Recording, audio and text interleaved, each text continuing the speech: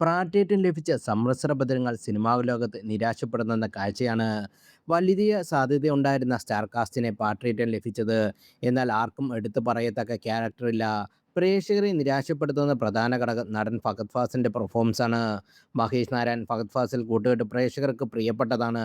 എന്നാൽ ഇത്തവണ പാളി എന്നാണ് പൊതുവെയുള്ള വിലയിരുത്തലുകൾ.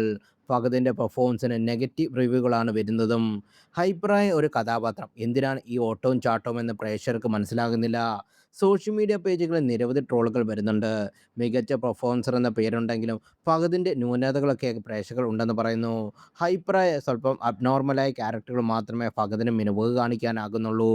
ഈ വാദം പ്രേക്ഷകരിൽ ശക്തമായി ഇരിക്കുകയാണ് ഇപ്പോൾ. പുതുമയൊന്നും തരാത്തില്ലാത്ത ആക്ടറാണ് ഫഹദ്. തൻ്റെ എല്ലാ കഴിവുകളും ഫഹദ് കാണിച്ചു.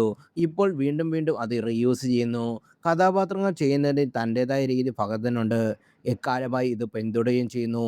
അസാധാരണ പോലെ ഒരു പെർഫോമൻസ് വേണമെങ്കിൽ ഫഹദ് വീണ്ടും ഷമ്മിയെ പുറത്തെടുക്കും. കോമഡിയാണെങ്കിൽ വീണ്ടും പ്രകാശം, അല്ലെങ്കിൽ അയ്മനം സിദ്ധാർത്ഥ് എന്നീ ക്യാരക്ടറെ മാനസം വീണ്ടും കാണിക്കും. പ്രേക്ഷകരെ ഫഹദ് ഇപ്പോൾ എക്സൈറ്റ് ചെയ്യിക്കുന്നില്ലെന്നാണ് ഇപ്പോൾ വരുന്ന അഭിപ്രായം മൊത്തം. ഒട്ടുമിക്ക പടത്തിലും ഒരുപോലുള്ള റോളുകൾ ആയതുകൊണ്ടാണ് പാട്രിയറ്റ് പുള്ളി കൺവിൻസിംഗ് ആയിരുന്നു. എന്നിട്ടും എനിക്ക് ട്രാൻസ്, ഷമ്മി, ഇമ്മാനുവൽ വൈബ് അടിച്ചു. നല്ല ക്യാരക്ടറാണ്, പക്ഷെ പരിമിതികളുണ്ട്. PR ടീം കാണിക്കാൻ ശ്രമിക്കുന്ന പോലെ വെറൈസ്റ്റൽ ആയി ആക്ടിംഗ് അല്ല ഫഹദിൻ്റെത്. അതുകൊണ്ടാണ് മാനസന്റെ സാമ്യതകൾ തോന്നുന്നത് എന്നിങ്ങനെ നിരവധി കമൻറ്റുകൾ വരുന്നുണ്ട്.